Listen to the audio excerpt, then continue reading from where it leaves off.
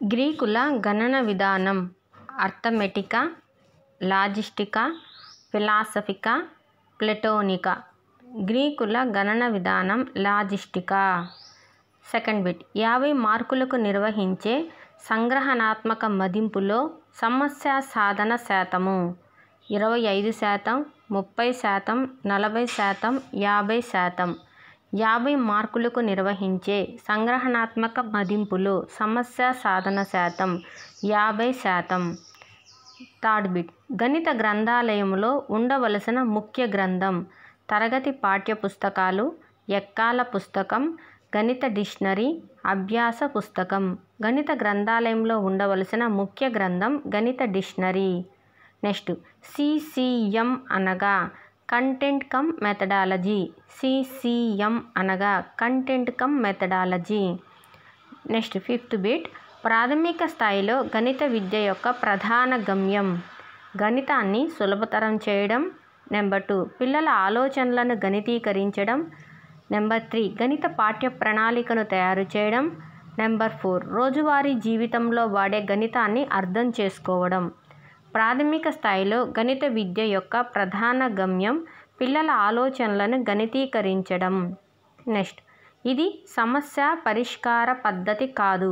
1 పునఃప్రవచన పద్ధతి, 2 విశ్లేషణ పద్ధతి, 3 సాదృశ్యాల పద్ధతి, 4 జ్యామితీయ పద్ధతి. క్రింది వానిలో ఏది సమస్య పరిష్కార పద్ధతి కాదు అంటే జ్యామితీయ పద్ధతి. నెక్స్ట్ విద్యార్థి సజీవులకు ఉదాహరణలు ఇవ్వడం ఈ విద్యా లక్ష్యానికి సంబంధించినది. ఉదాహరణలు ఇవ్వడం అనేది ఏ విద్యా లక్ష్యానికి చెందుతుంది? జ్ఞానం, సంశ్లేషణ, వినియోగం, అవగాహన. విద్యార్థి సజీవులకు ఉదాహరణ ఇవ్వడం అనేది అవగాహన లక్ష్యానికి చెందుతుంది. నెక్స్ట్ పాఠ్య ప్రణాళిక విద్యార్థుల వయస్సుకు తగినట్లుగా వారి అవసరాలను తీర్చేటట్లుగా ఉండాలి. ఇది సృజనాత్మక సూత్రం, శిశు కేంద్రీకృత సూత్రం, కృత్యాధార సూత్రం, సమాజ కేంద్రీకృత సూత్రము. పాఠ్య ప్రణాళిక విద్యార్థుల వయస్సుకు తగినట్లు ఉండి వారి అవసరాలను తీర్చేటట్లు ఉండాలి అనేది శిశు కేంద్రీకృత సూత్రము.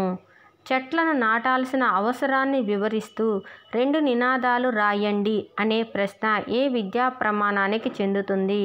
విషయ అవగాహన, ప్రశ్నించడం, పరికల్పన చేయడం. 3 అభినందించడం, విలువలు, జీవ వైవిధ్యం పట్ల స్పృహ కలిగి ఉండడం.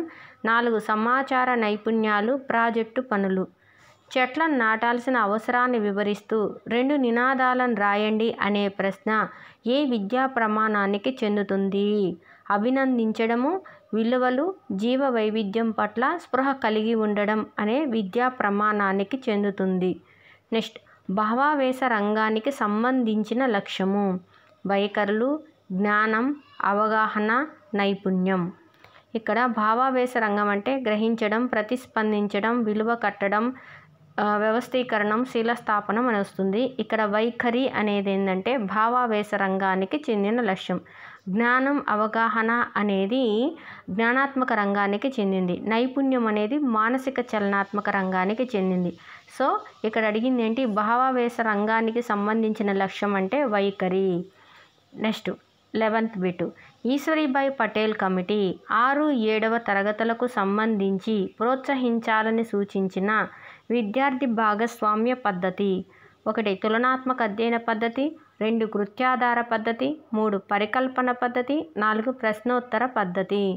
ఈశ్వరీబాయి పటేల్ కమిటీ 6, 7వ తరగతులకు సంబంధించి ప్రోత్సహించాలని సూచించిన విద్యార్థి భాగస్వామ్య పద్ధతి కృత్యాధార పద్ధతి. ఇదే SUPW అని వస్తుంది మనకు పర్స్పెక్టివ్ ఎడ్యుకేషన్ చదివేటప్పుడు దీని గురించి క్లియర్గా ఉంటుంది. కృత్యాధార పద్ధతిని ప్రోత్సహించాలని ఈశ్వరీబాయి పటేల్ కమిటీ సూచించింది. నెక్స్ట్ 12వ బిట్టు 1986 జాతీయ విద్యా విధానం ప్రకారం 10 మౌలిక అంశాలలో లేనిది. భారత స్వాతంత్రోద్యమ చరిత్ర, స్త్రీ పురుష సమానత్వం, విద్యార్థుల భాగస్వామ్యం, శాస్త్రీయ దృక్పథాన్ని పెంపొందించడం. ఇందులో 1986 జాతీయ విద్యా విధానం ప్రకారం 10 మౌలిక అంశాల్లో లేనిది విద్యార్థుల భాగస్వామ్యం. మరి ఈ మిగతా 3 ఆ 10 మౌలిక అంశాల్లోనియే. ఏంటి? భారతదేశ స్వాతంత్రోద్యమ చరిత్ర, స్త్రీ పురుష సమానత్వం, శాస్త్రీయ దృక్పథాన్ని పెంపొందించడం, ఇవన్నీ కూడా 1986 జాతీయ విద్యా విధానంలోని 10 మౌలిక అంశాల్లోనివే.